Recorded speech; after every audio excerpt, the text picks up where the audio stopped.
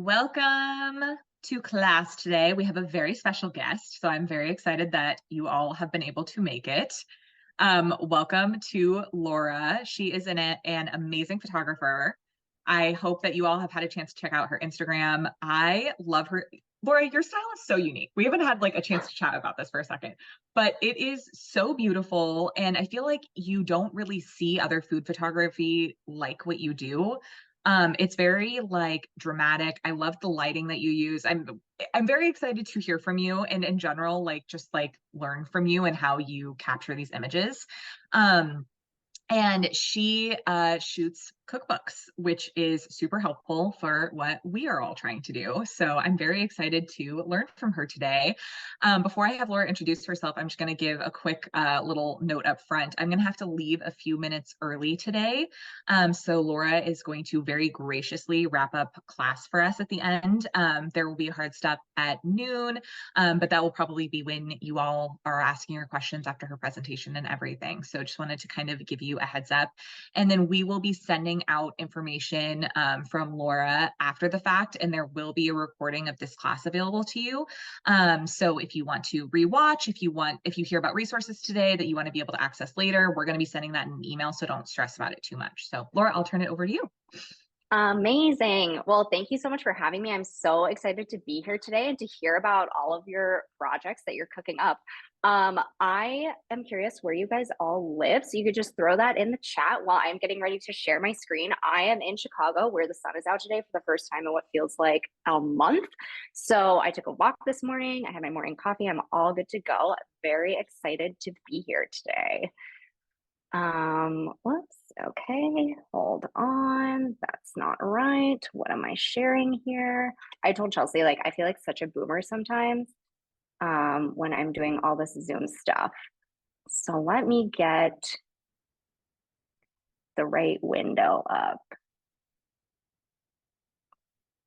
Okay, can everyone see something that says Secrets of Cookbook Photography? Amazing. Okay, so let's dive right in. So a little bit about what we're going to talk about today. I wanted to talk today about sort of how to take on shooting a cookbook as a project management exercise, as well as a photography exercise, because I think that that is really the secret to accomplishing a project of such a big scope.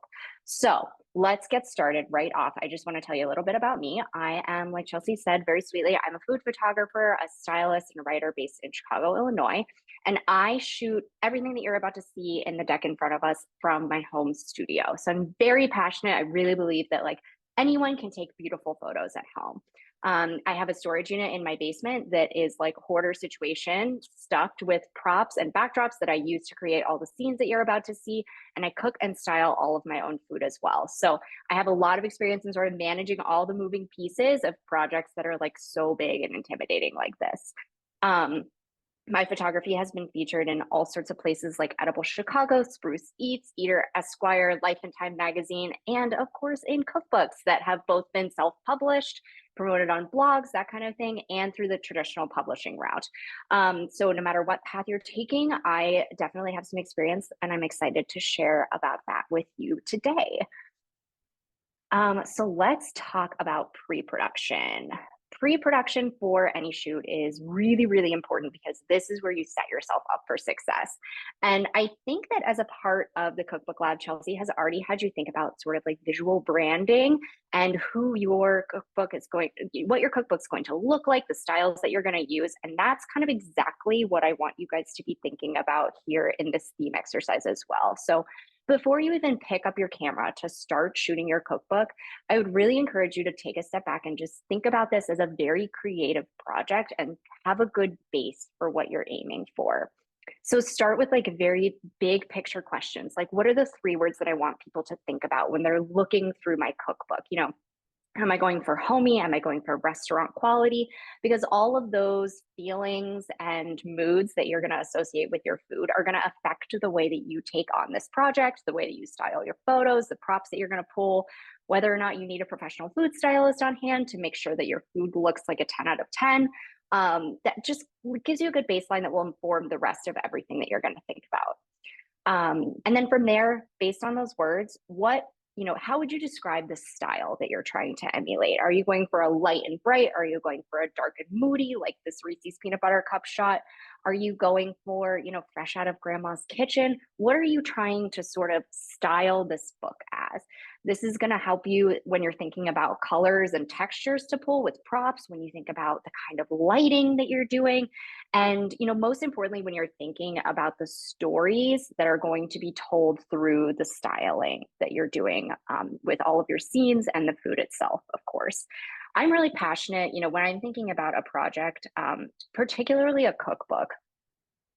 I think that it lends itself so beautifully to having this narrative theme behind food.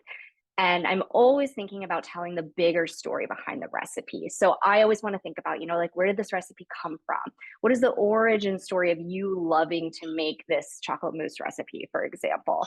And by sort of establishing that story, a lot of these things fall into place, and that's what makes your book stand out when people are like scrolling through Amazon or searching for recipes online. They want a recipe that comes with a story. They don't just want a beautiful photo of food. So try to think about how you can emulate that and how you can really use all of these different components to push that forward to the reader. I think that answering these questions gives you a really good baseline. And then from there, you can move on to the more like tangible elements of pre-production. So sourcing your props, which is a huge component of getting ready to shoot cookbooks, finding inspiration photos, building out a mood board. Those things that, are going to be done a little bit closer to when the shoot actually happens, but will be really easy for you once you've done this theme exercise. So this is just all really important questions to think about. And I think that you have to approach this with a little bit of flexibility, right? Because there are sometimes when you're on set and you're working with food or a certain prop, and all of a sudden something else that you weren't expecting to happen looks really good.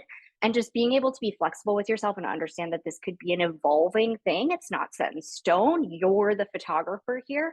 So you can always make these tweaks is a really beautiful thing. And, seeing your theme and style evolve as you shoot, I think is one of the most fun parts of doing, your own food photography.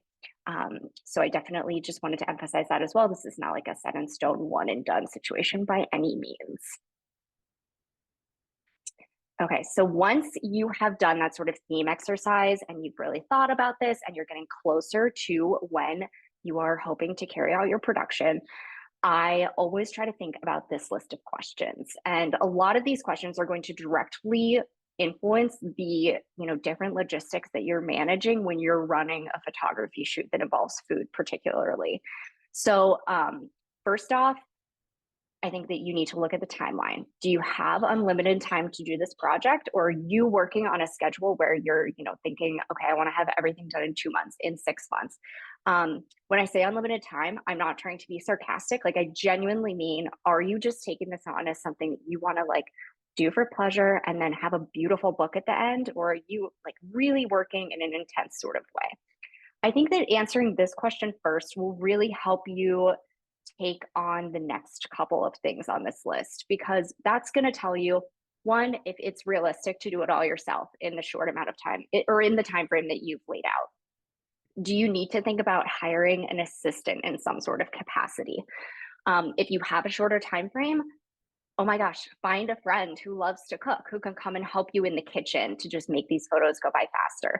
If you are really comfortable and passionate about the way your food looks, think about hiring a photographer to come in and help you make those photos happen while you're the one doing the food styling. Just being realistic with yourself, I think, can really help figure out how ambitious you're going to be and how much support you need. There's nothing wrong with asking for help, of course. I am not above asking my sister to come and do dishes for me, even when I have a big shoot like this, just because I know that that's something that takes up a lot of time, and it's something that impedes my creative process to see all these like gross dishes hanging around in my kitchen. So I know that just having someone who's going to be scraping some things into the compost and putting them in the dishwasher does wonders for my creative process.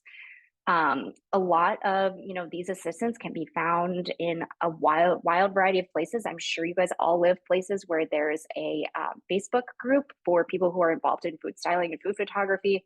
Instagram's a great place to look. And then of course you can always go to somewhere like Upwork if you really need to find someone who just understands food really quickly. Just go search on there. Tons of resources available for that. Um, in sort of deciding whether you need an assistant and who would be the most helpful assistant to get, think about the food that you're shooting and what can be prepped ahead of time. This is something that I cannot overemphasize. When you're, hoping to accomplish shooting 5 recipes in a day, say, there is nothing that you can do that will make your life easier than going ahead and like chopping the peppers ahead of time. I actually even love like if I'm prepping the day before I do my prepping, I'll measure out like flour, sugar, baking powder, and then label what recipe it goes in. So all I have to do is just kind of go on autopilot and dump the right things into a bowl to mix up a dough. Um, these little things will just save you so much time. I can't say enough about like, if you're shooting a lot of soups that day, having some beautiful herbs pre-selected and chilling on a wet paper towel in the fridge so that you can go and grab them if you need them saves you, it might just seem like a couple minutes to dig through your crisper drawer, grab the thing of dill, find the prettiest sprig, cut it off, make sure it looks good. But if you can just do that the night before, even if you're like watching an episode of TV to sort of zone out and calm down, that will save you so much time when you're on set dealing with these photos, making sure the food looks good. So I can't overemphasize that enough. And a lot of these things are great tasks that you can delegate to an assistant if you've opted to hire one for that shoot. I'm also just as passionate about gathering props and organizing props ahead of time. So servingware, flatware, sure, but like I said, the food as well. I I am famous for like taking up more room with my prop staging area than the actual shoot itself, but I just really love having, the dish that I think I'm going to use to hold each recipe labeled and right there all ready for me so that when I'm setting up the next shot, again, anything that I can take out of my mental process and have it done before is so amazing when you're dealing with a shot list as big as these cookbooks can get. So like knowing that I can grab this bowl, knowing that I have already thought about what spoon is going to work for the angle that I'm using, the lighting that I'm using, the linen that I pulled, just like right there, I can go and grab it and then I can put it back in that space when I'm done. This is also a great way to sort of think about, okay, if I'm flipping through my soups chapter, are the 4 photos in this chapter all going to be using the same bowl and the same spoon and the same linen? Or can I do the work ahead of time to make sure that I have those varied bowls that can give a little visual interest so the audience isn't flipping through and like, okay, all of these are starting to look like the same exact bowl of soup. Or vice versa, if you want that to be the case, then that's a good way to sort of do that ahead of time for yourself and see visually, this bowl is going to be used here, but I'm going to need to wash it in between this and the next shot, so I should plan those 2 things to be shot on 2 different days. Once you've sort of gathered all of that stuff and thought about prepping your food and developed a schedule, which we'll talk about later, I would say I would really encourage you actually to think about your layout and design. I know that for some reason in the publishing industry, things are not done this way. And I don't know why, because I think it creates a lot of extra work personally. I don't know. No one asked me, but if you're taking on the layout and the design and the photography for your cookbook, I would tell you to do the layout and design first, because then you have a really good idea of the photos that you need and how they're going to work in the design that you're using. And you can even load your designs and crops into your photo editor so that while you're shooting, if you're shooting tethered, you can have access to exactly what it's going to look like and see what that looks like in real time, which is huge. It's a really great way to know, okay, I need negative space here. It's so much easier to work with that in hand rather than to have to go back and try to figure out how to like figure out an extra yard of fabric coming out of nowhere in Photoshop. Obviously, this is not going to be the case for everyone. It's not always possible to have the layout and design ready, but if that's something that you're able to do, I would really encourage you to do that. I've been talking to a couple of my friends who are also in the industry, and I think that this is something that the publishing industry is going to shift towards a little bit. So I have high hopes, but this is something that I really, really would encourage you to do. The other thing that I would really encourage you to do is think about how much flexibility you want to have on set to play, I call it. So a lot of times if I'm trying to shoot 5 recipes in a day, I am on go mode, right? Like I have 4 cups of coffee in the morning. I am so focused. I know what I need to do. And I'm like, bam, bam, bam, bam, bam. And I don't give myself too much time to lag between sets. So if I know I have to shoot a soup, a cocktail, and a cake, I'm going to just go through those quick, quick, quick and get what I need to get and not spend too much time dwelling on should the spoon be at this angle or this angle or this angle. And that's fine. That works, especially when I have a lot to take on. However, there are some days where I only give myself like 2 or 3 recipes to shoot. And I will tell you that those are the days that I take some of my favorite photos of all time because I've left myself the time to play. Actually, one of the other photos that you'll see in this deck, I shot the other day and it was for a client and I had a whole setup, got the client shot, was like, okay, I'm happy with this, but it's not like singing. It's not shining to me. And being able to know that I had an extra half hour to pull things off, do a different background, try something different, really allowed me to get that picture that made me say like, yes, this is the one I'm excited about. This is what I'm into. And it was really valuable to be able to have that time. And again, you're the one managing the set. So this is up to you. How much flexibility do you want to give yourself? And how can you sort of plan out your schedule so that you're thinking about that and giving yourself the room that you need? And again, if you don't want it or you can't afford to give yourself that extra time, that's totally fine. But just think about that ahead of time. And then the last thing, this is definitely not an all encompassing list, but definitely something to think about is have you made time for mental health breaks in your cookbook shooting process? I really believe that creativity happens best when you are well fed, hydrated, you've slept really well. And especially when you're looking at a big project like this, I would be very conscious about leaving yourself time in between shoot days. Like maybe don't do 5 shoot days in a row, maybe do 2 a week. Leave yourself time to prep, leave yourself time to recharge, give yourself a day to sleep in. I always tell my friends and family, like the older I get, the more this job like weighs physically on me. Like I'm carrying a C-stand around, I'm creating, all my ceramic props up and down the back staircase. Just make sure that you are really thinking about how much you're taking on and how much amount of time so that you can plan things out and just have the ability to really do your best work without stressing yourself out about it. So once you've considered all of that, you are down into production. So I love to run my production. I am a super type A oldest child. I live by my calendar and I always sketch out a little schedule for myself. So this is a very pared down schedule that I had actually used for a cookbook shoot that I did a couple of years ago.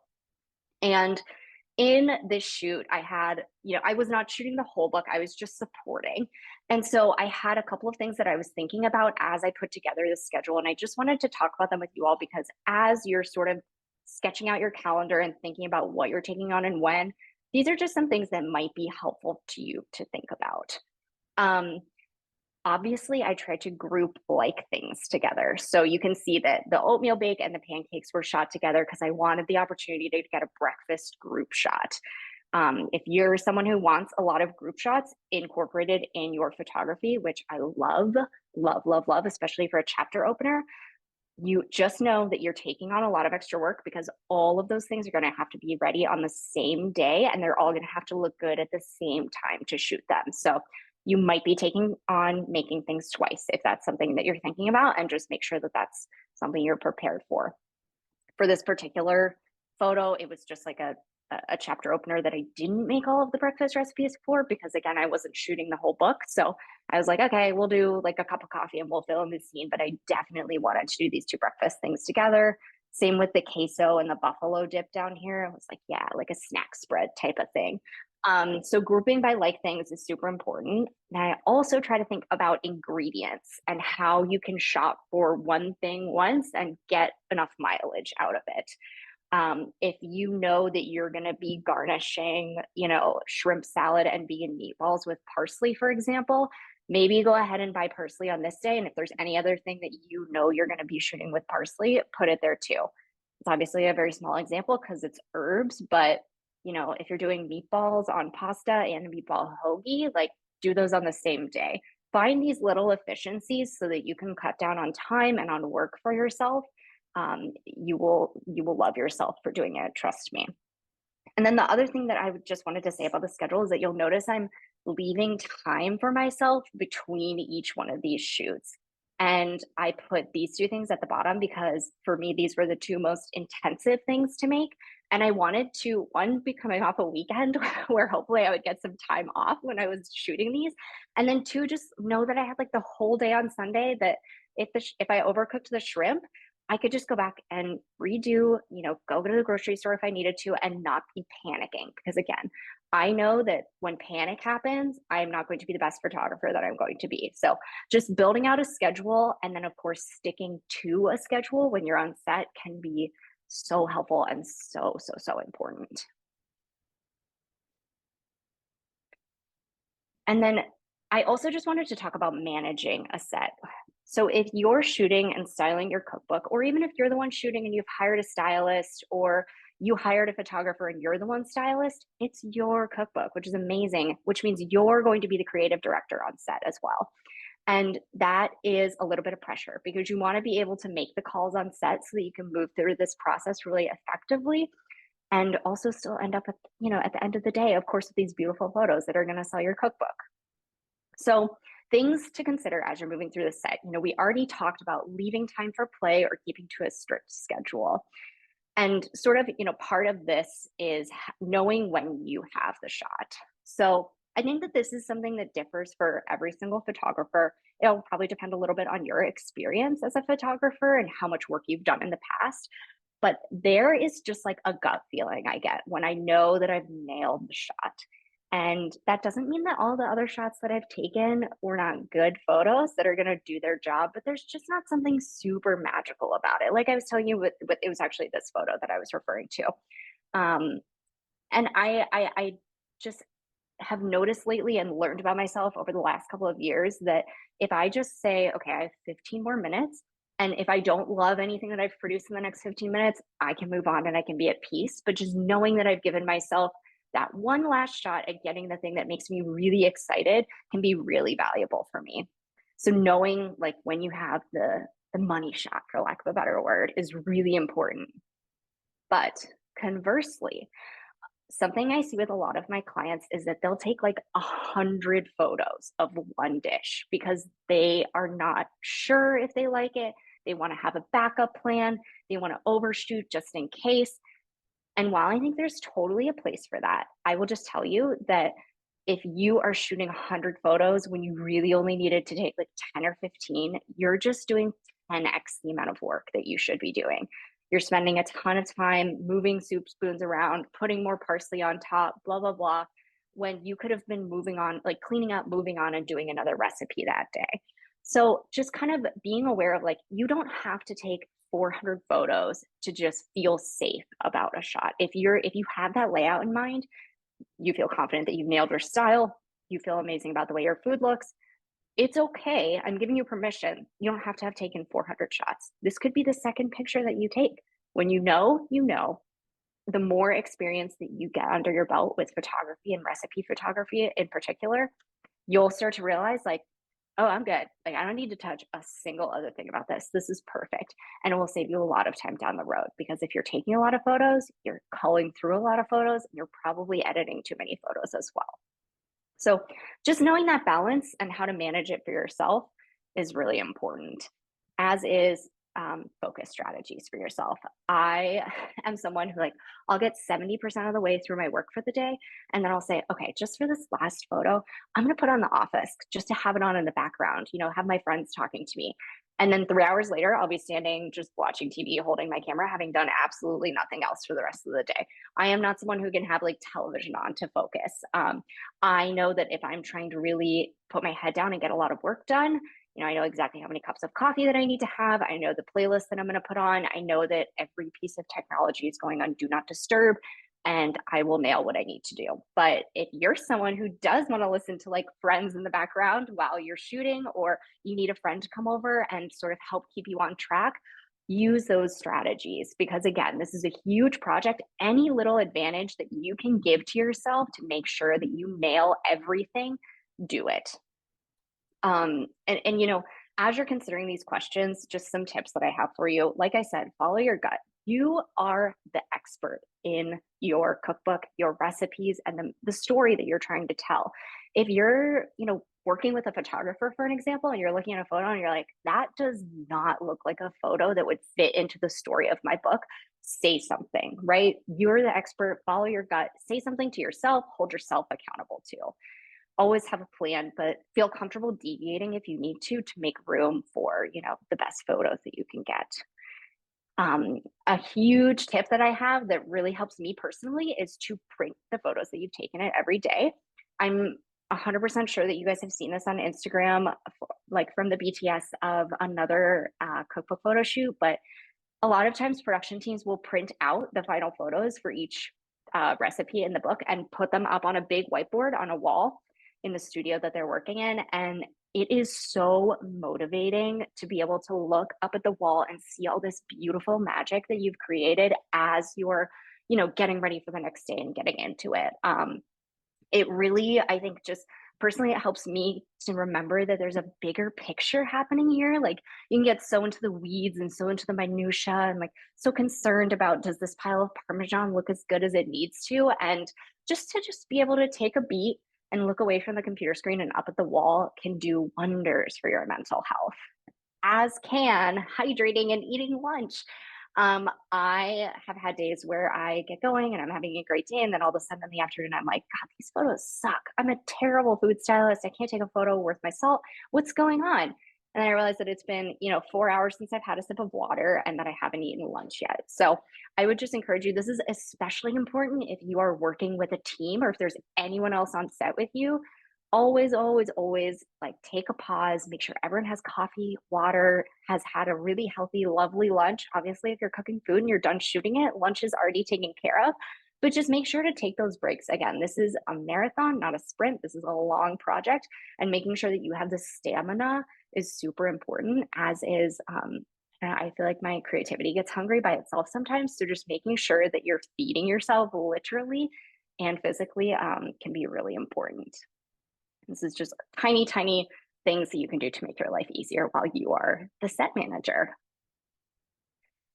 So now that you've taken all these beautiful photos and you're thinking about post-production, I just wanted to talk really quickly about asset management, editing, and then exporting your files, and then we can get to questions. So asset management is so important. And I wanted to talk to you guys about this because I have been burned so many times and actually very recently. And I just felt like these little tips are great reminders. We've all heard this in some way or another, but it cannot be overstated. So make sure that your files are saving to two places. Happy to talk a little bit about tethering and sort of what that means and that setup. But if you're tethering and you're saving your files onto a hard drive, make sure that they're also saving on an SD card. If you're shooting handheld and you're just saving to your SD card, immediately take it out of your camera when you're done and load it in so you have 2 copies of those raw photos. Store to your cloud. Whatever your style, just make sure that those pictures exist in 2 places, both before you even edit them and then after. I got home from a client shoot a couple weeks ago and realized that my hard drive had just completely failed and I didn't have any other photos. So luckily the client was my sister-in-law and she was very understanding, but that could have been a huge disaster. And especially with cookbook photography, it can get really expensive if you have to redo all of these recipes. So save your files to 2 places, please, please. Don't make my mistakes. Create a naming convention and stick to it. So decide whether you're going to name your photos by dish, by day, by chapter, by page number that they're going to go on, whatever works for you. Pick it and stick to it. That'll really help you later. Just again, any efficiency that you can create, make sure that you're going there. And then I already sort of mentioned this, but pull the photos into the layout when you can.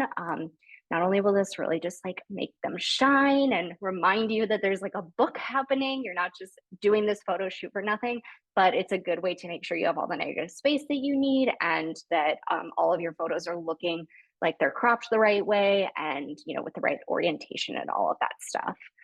And then lastly, proof your files digitally and on print. So I noticed yesterday, actually, I was updating my website and the pictures that I was looking at on my phone to test the mobile usability did not look the same as they do on my computer. And that's because screens show color differently. So if something looks really good on your laptop, that's amazing, but maybe pull it over to a monitor and see how that looks as you're managing your files. And then the other thing I was going to tell you is to just print off a couple of files as well, because sometimes things look super different when you're printing them. I personally always find that I need to make my photos a little bit brighter than I typically do for print specifically, just something about my style and the way I do things. I just need to brighten them up. And if you're using a printer who you have a relationship with and you're able to send that specific printer some samples, that's even better, right? Because they'll be able to tell you how things look and give you advice on some small tweaks that you could make there as well. In terms of editing, I feel like I could do a whole presentation on this, but editing is super important. You know, I always say that like good editing fades into the background of a beautiful photo, but bad edits will absolutely ruin a gorgeous photo that you've worked really hard to make. So as you think about editing, again, go back to what style are you trying to showcase in your edits? Are we going super dark and moody? Are we going really light and bright? Are we going ultra saturated and a little bit over the top? You can really tell a story just with the edits that you're making. And I always love thinking about this and pulling a copy of a photo by the side of the one that I've edited one way and doing it another way and thinking about how that sort of makes a photo look completely different and makes you see a food in a new light. So just think about the style and also think about whether or not you want that style to be consistent. So maybe your book is seasonal recipes and maybe the spring chapter is going to have really beautiful, light, bright spring light in an orchard type photography. But then your winter chapter is going to be really dark and moody because it's like cozy food that you want to eat when it's freezing outside. You can do all of that through edits, or you can choose to make all of the edits to your photos the same so that it looks like your signature style. Again, something that you can think about. There's no wrong answer there, but something that can make a huge difference. And then lastly, can you do the edits that you need to do by yourself, or do you need support on these? There are a lot of companies out there who can do everything from create a preset or a recipe in Capture One that you can sort of download and then use on all of your photos. There are also people out there who you can give a huge library of photos to and say, this is what I want them to look like. Can you help me edit them? Editing is the part of my process that takes the longest, to be honest with you, even though that's sometimes impossible to imagine as I'm sitting on set. And I think that when you're looking at a huge library of photos like you need for a cookbook, it can be really intimidating to take that all on by yourself. So don't be afraid to ask for support if it's not something you feel comfortable with. Always better to have a well-edited photo and not stress yourself out about that kind of thing. Some tips to consider also, like I said, look at things on different screens. It always kind of blows my mind a little bit. And this is also a great thing to think about when you're sending like work samples to clients. Just like make sure on a couple different screens that your colors look good, your edits look good. Sometimes weird things happen in post and things get blurry. So just do a double check, send it to your partner, send it to a friend, send it to your mom, have them take a look for you. I use Capture One to edit my photos. I've also used Lightrooms in the past. Whatever photo editor you're using, I always pull photos into Photoshop after I have them where I want them. Photoshop is really, really great for detail work, and that can really help make a difference to clean up your photographs. So something I would highly recommend, just pull it in, use the clone tool, use the patch tool, whatever your preferred method, clean it up a little bit. I was actually thinking about this chocolate chip cookie photo. It was not the best batch of photos that I've ever made, or cookies that I've ever made. They were all kind of cracked, and you can see a little bit still up here, but I had to do a little bit of repair down here to just make it look like the cookie that I wanted to look. And Photoshop is my best friend for things like that. And lastly, just keep it simple. Like I said, bad edits can ruin a good photo, so don't overthink it.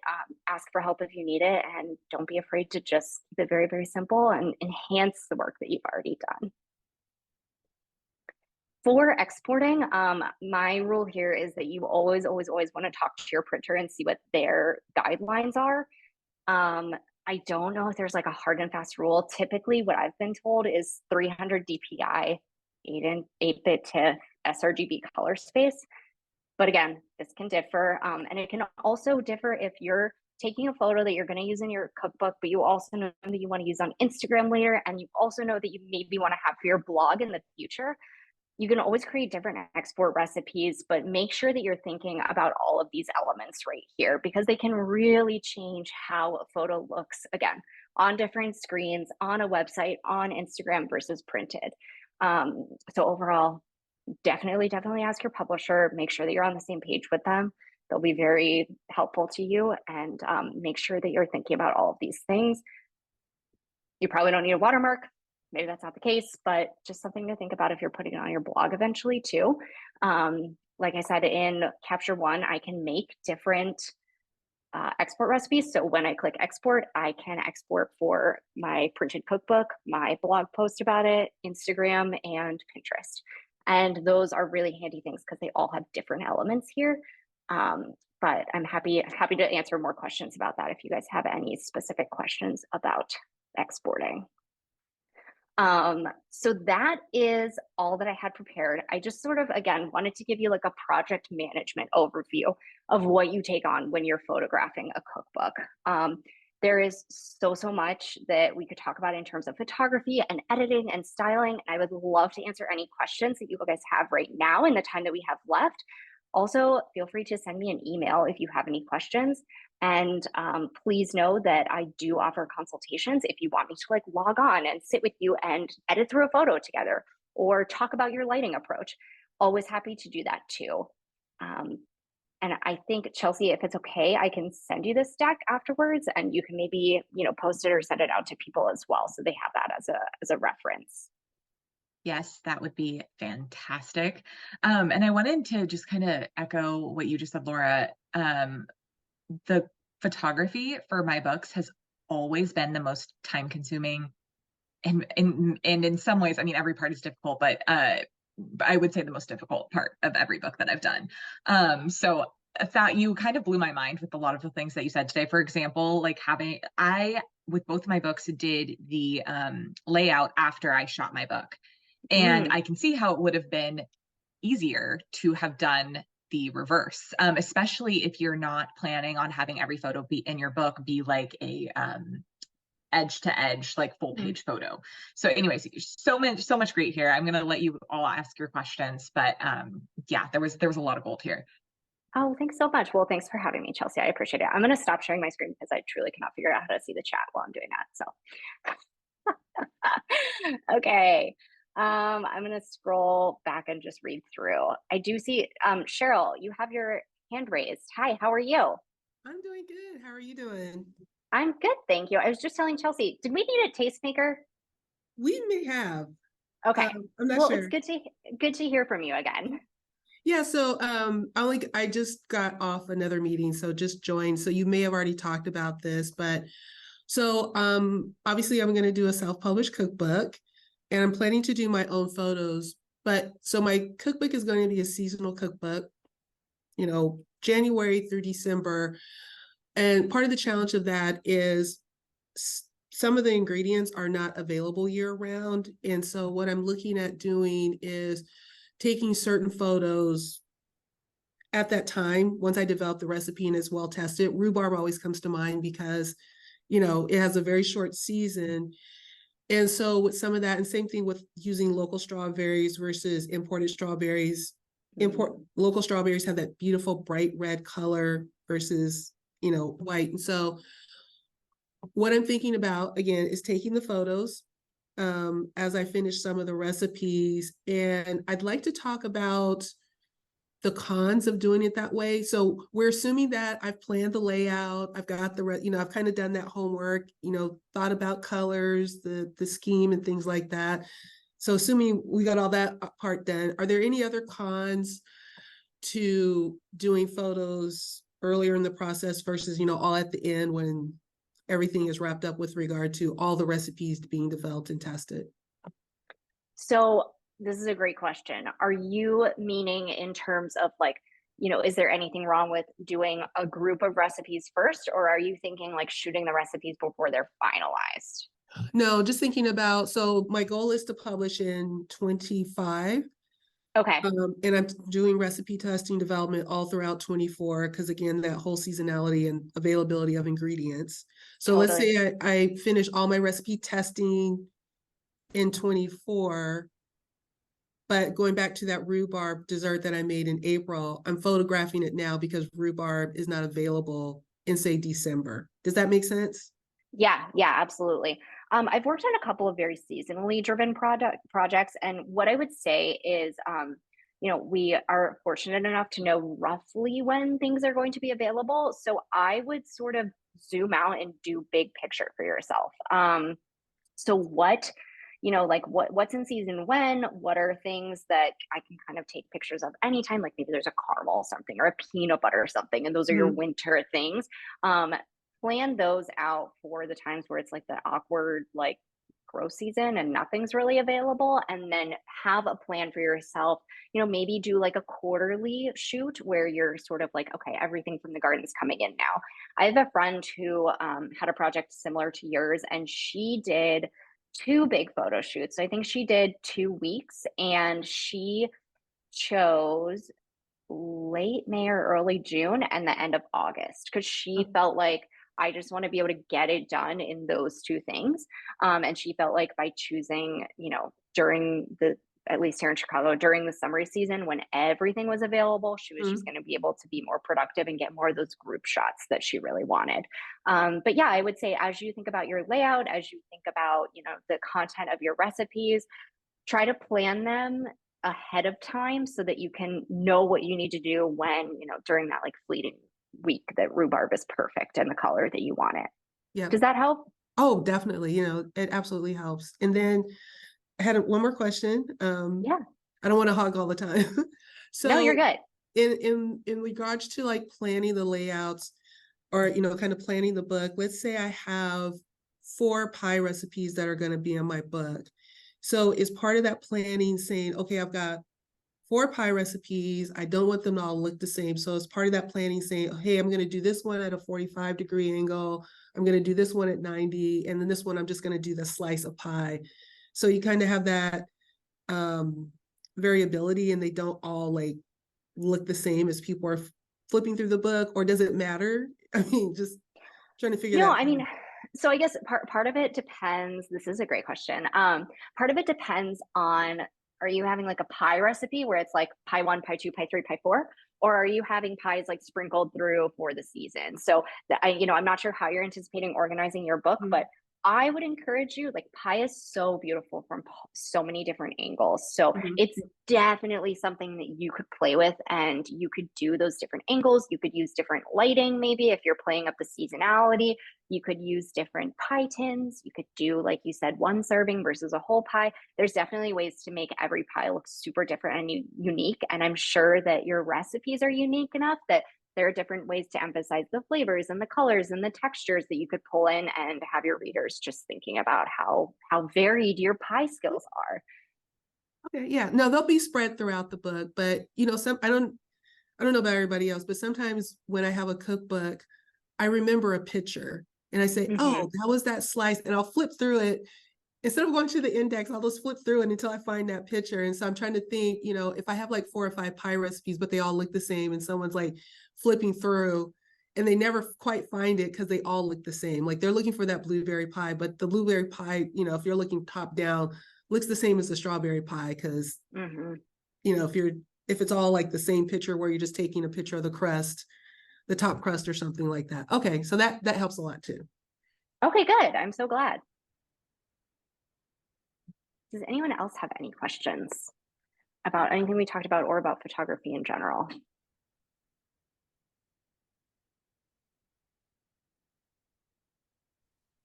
I could ask, Laura. I could ask some things if no one else is going to ask, because just it's nice to get the opportunity to speak to you. Yeah, It's a let's do it. well, This is my first time on here. I'm new to the course, and I don't have I don't blog or anything. I really want, if anyone else wants to ask, they should go ahead. I'm just asking because it's a great opportunity, and it's been brilliant hearing everything you say. I've made notes on everything as well because I Oh, wasn't good. sure My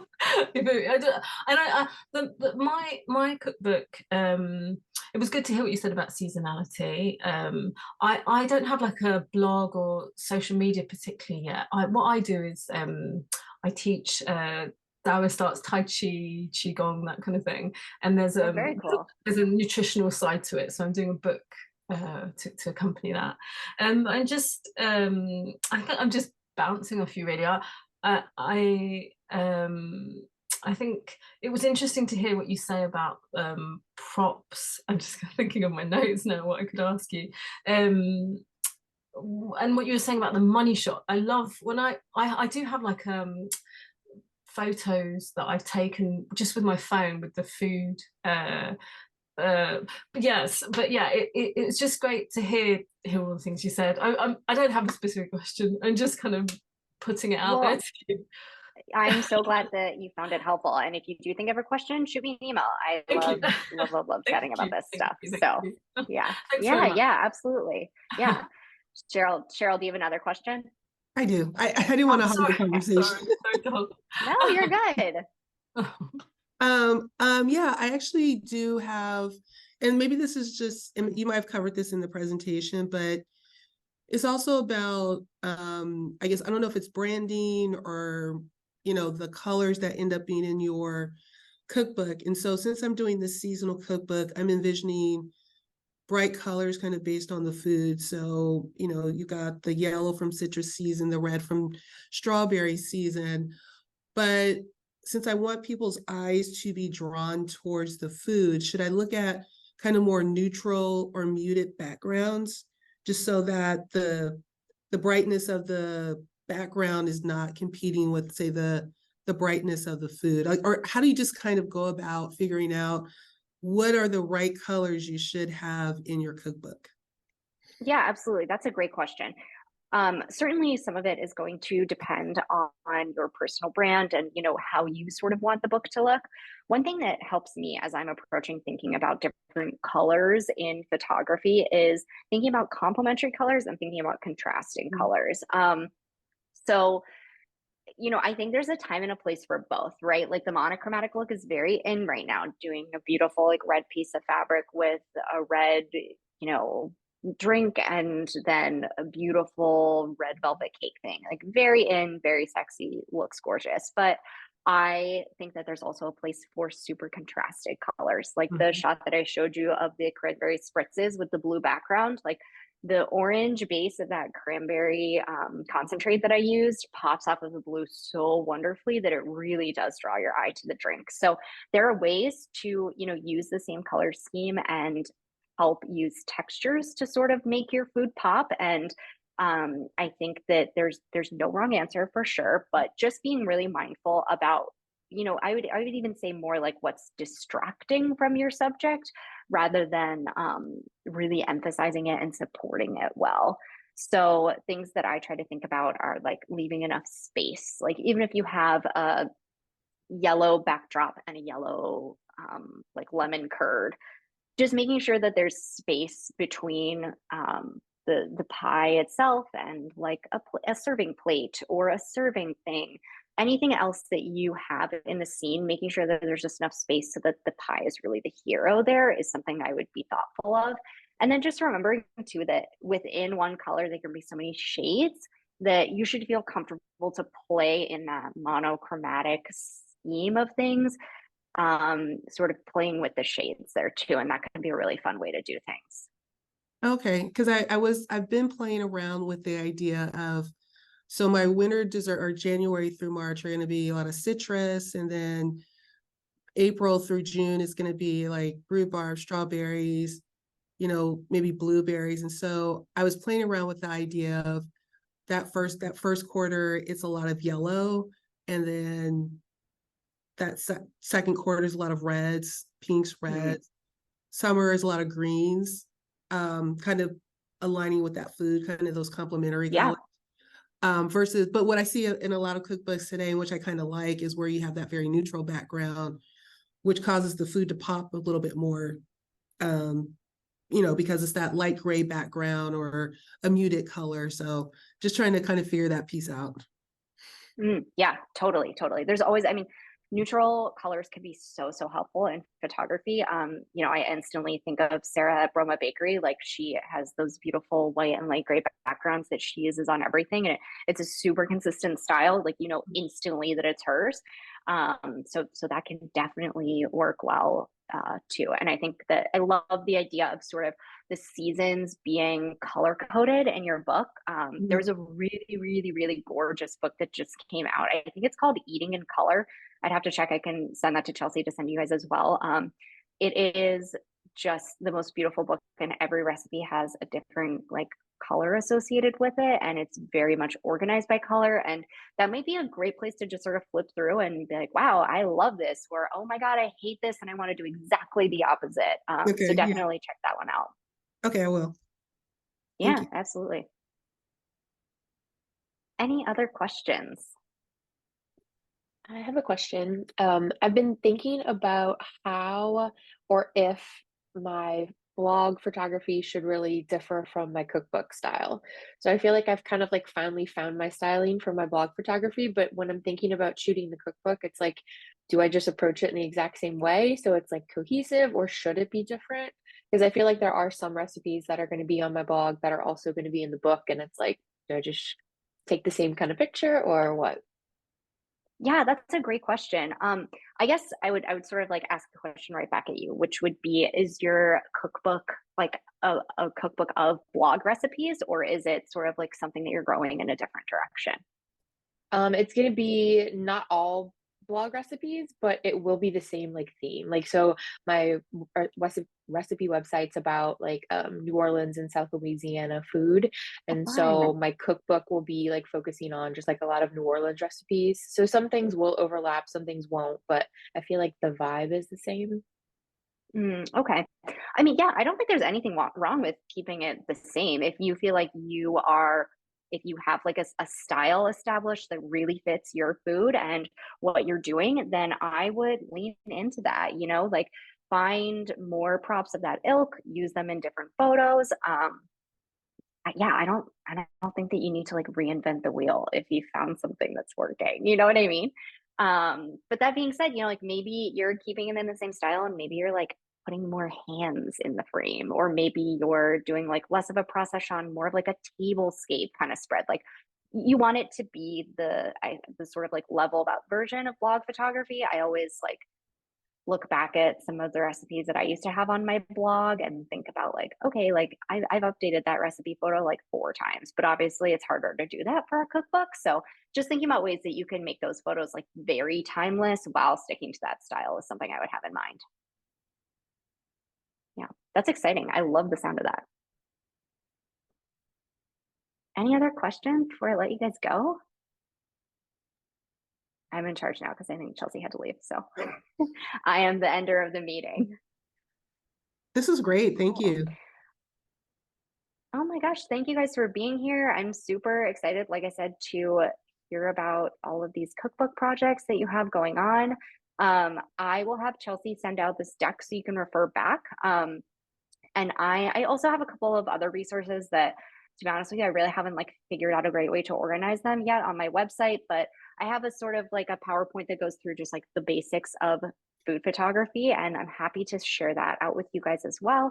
So I'll make sure Chelsea has all of that. But in the meantime, again, if you have any questions or anything, I'll put my email in the chat real quick. I could talk about this absolutely all day, and I would love to answer any questions that you might have or that come up. Um, and I hope that you guys keep me updated about all of your projects and let me know when your cookbooks are for sale so I can buy them.